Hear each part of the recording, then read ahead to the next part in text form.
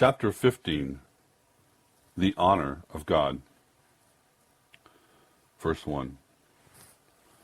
Now there cried a certain woman of the wives of the sons of the prophets unto Elijah, saying, Thy servant, my husband, is dead. Thou knowest that thy servant did fear the Lord, and the creditor is come to take unto him my 2 sons to be bondmen. And Elijah said to her, What shall I do for thee? Tell me, what hast thou in the house? And she said, Thine handmaid hath not anything in the house, save a pot of oil. Then he said, Go, borrow thee vessels abroad from all thy neighbors, even empty vessels. Borrow not a few. And when thou art come in, thou shalt shut the door upon thee and upon thy sons, and shalt pour out into all those vessels, and thou shalt set aside that which is full. So she went from him, and shut the door upon her and her sons, who brought the vessels to her, and she poured out. And it came to pass, when the vessels were full, and she said unto her son, Bring me yet a vessel. And he said unto her, There is not a vessel more. And the oil stayed. Then she came and told the man of God. He said, Go, sell the oil, pay thy debt, and live thou and thy children off the rest. And it fell on a day that Elijah passed Shunem, where there was a great woman, and she constrained him to eat bread. And so it was that oft as he passed by, he turned in thither to eat bread. And she said unto her husband, Behold now, I perceive this is a holy man of God, which passeth by us continually.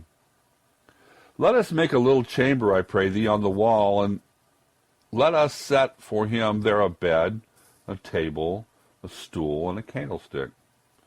And it shall be, when he cometh to us, that he shall turn in hither. And it fell on a day that he came hither, and he turned into the chamber and lay there. And he said to Gehazi, his servant, Call this Shunammite. And when he called her, she stood before him, and he said unto him, Now say unto her, Behold, thou hast been careful for us with all this care. What is to be done for thee? Wouldst thou be spoken for to the king, or to the captain of the host? And she answered, I dwell among mine own people. And he said, What then is to be done for her? And Gehazi answered, Verily, she hath no child, and her husband is old. And he said, Call her. And when he had called her, she stood in the door. And he said, About this season, according to the time of life, thou shalt embrace a son. And she said, Nay, my lord, thou man of God, do not lie unto thine handmaid. And the woman conceived and bare a son at that season that Elijah had said unto her, according to the time of life. When the child was grown, it fell on a day that went out to his father to the reapers. And he said unto his father, My head, my head. And he said to a lad, Carry him to his mother. And when he had taken him and brought him to his mother, he sat on her knees till noon, and then died. And she went up and laid him on the bed of the man of God, and shut the door upon him, and went out. And he called unto her husband, and said, Send me, I pray thee, one of the young men, and one of the asses, that I might run to the man of God, and come again. And he said, Wherefore wilt thou go to him today? It is neither new moon nor Sabbath. And she said, It shall be well. Then she saddled an ass, and said to the servant, Drive, and go forward. Slack not thy riding for me, except I bid thee. So she went, and came to the man of God to Mount Carmel. And it came to pass, when the man of God saw her afar off, he said to Gehazi, his servant, Behold, yonder is that Shunammite. Run now, I pray thee, to meet her, and say unto her, Is it well with thee? Is it well with thy husband? Is it well with the child? And she answered, It is well. And then she came to the man of God to the hill, and she caught him by his feet. But Gehazi came near to thrust her away, but the man of God said, Let her alone, for her soul is vexed within her. And the Lord hath hid it from me, and hath not told me. Then she said, Did I desire a son of my Lord? Did I not say, Do not deceive me? Then he said to Gehazi, Gird up thy loins, and take thy staff in thine hand, and go thy way. And if thou meet any man, salute him not. And if he salute thee, answer him not again. And lay thy staff upon the face of the child. And the mother of the child said, As the Lord liveth, and as my soul liveth, I will not leave thee. And he arose and followed her. And Gehazi passed on before them, and laid the staff on the face of the child, but there was neither voice nor hearing. Wherefore he went out again to meet him, and told him, saying, The child is not awakened. When Elisha came unto the house, behold, the child was dead, and laid upon his bed. And he went therefore, and shut the door upon him twain, and prayed unto the Lord. And he went up, and lay upon the child, and put his mouth upon the mouth, and on his eyes upon his eyes, and his hands upon his hands. And he stretched himself upon the child, and the flesh of the child waxed warm. Then he returned, and walked in the house to and fro, and went up, and stretched himself upon him, and the child sneezed 7 times. And the child opened his eyes. And then he called Gehazi, and said, Call this Shunammite. So he called her, and when she was come in unto him, he said, Take up thy son. Then she went in, and she fell at his feet, and bowed herself to the ground, and took up her son, and went out. 2 Kings 4, verses 1 through 37.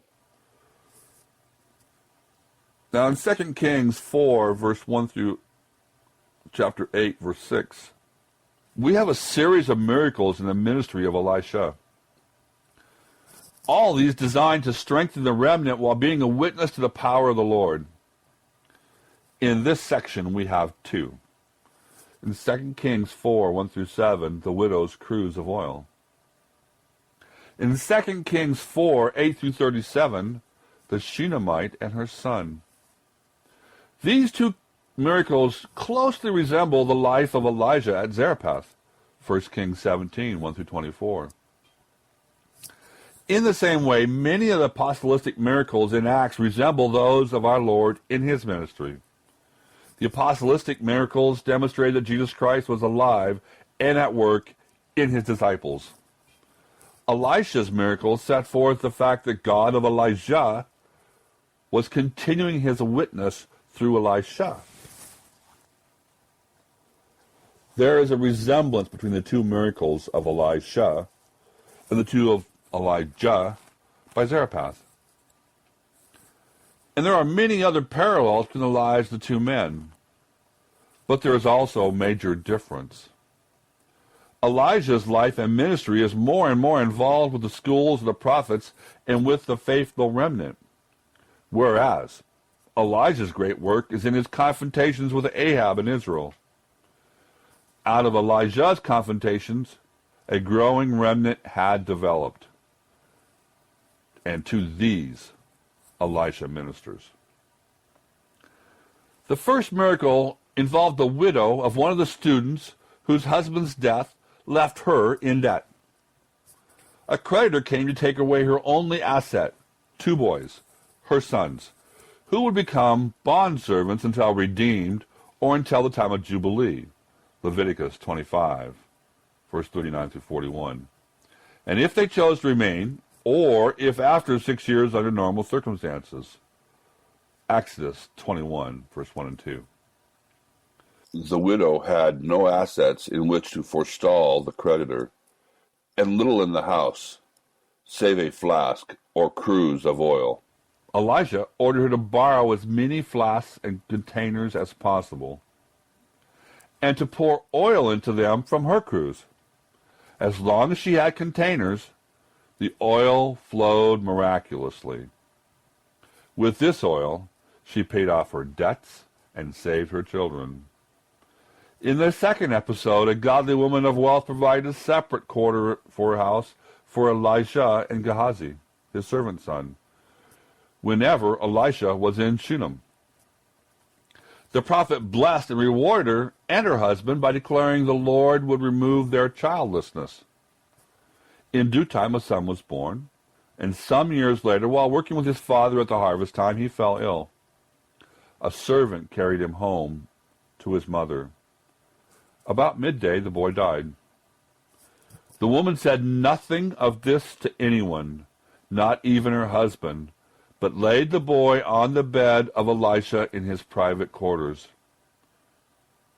She had an ass saddled for herself, and with the servant hurried to Elijah at Mount Carmel, where there apparently was another school.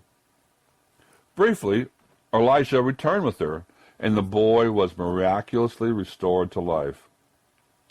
Two things stand out in this narrative. First, the woman was a forthright and plain-spoken person. Because of her faithfulness and help, Elijah offered to reward her and her husband. Elijah had followers in high places, and a word could be spoken through these friends, even to the king. She wanted, however, neither special favors nor advancement. Her only answer was, quote, I dwell among my own people, end quote. 2 Kings 4 through 13. Gehazi, however, reported her hunger for a child to Elijah, who told the Shunammite that she would give birth to a son. Her answer was, quote, Nay, my lord, thou man of God, do not lie to thine handmaid, end quote. 2 Kings 4:16. When her son died, she said to Elijah on seeing him, quote, Did I desire a son of my Lord? Did I not say, do not deceive me? End quote. 2 Kings 4:28.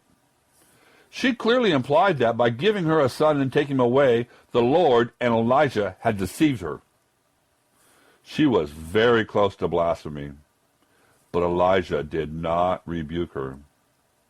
Elijah made it clear to her that he knew nothing of what had happened. 2 Kings 4:25-27. In spite of this bluntness, the woman also clung to Elijah as her one hope. 2 Kings 4:30. Second, there was a startling fact that she deliberately hid the death of her son from her husband and servants. And if the death became public, Elijah's miracle, the Lord's blessing, would be turned into mockery, and Elijah would have been widely defamed. Privately, she was blunt with Elijah to the point of rudeness. Publicly, she was totally concerned with his good name and the honor of the Lord. She was a woman who was a strong, if not a difficult friend, and one who would make a dangerous enemy. It is interesting to note what this bold and outspoken woman does when her son is brought back to life. Quote, Then she went in and fell at Elijah's feet, and bowed herself to the ground, and took up her son and went out. End quote. 2 Kings 4:37. Silently, she worshipped the power of God manifested in Elisha, and then left.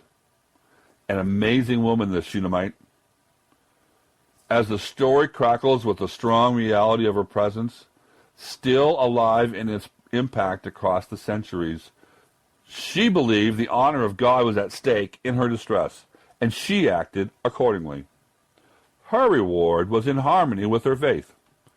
She loved her son as much as life and more, but it was the honor of God that governed her actions.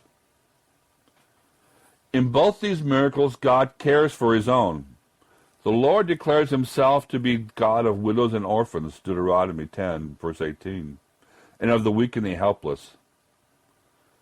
Too few take him at his word.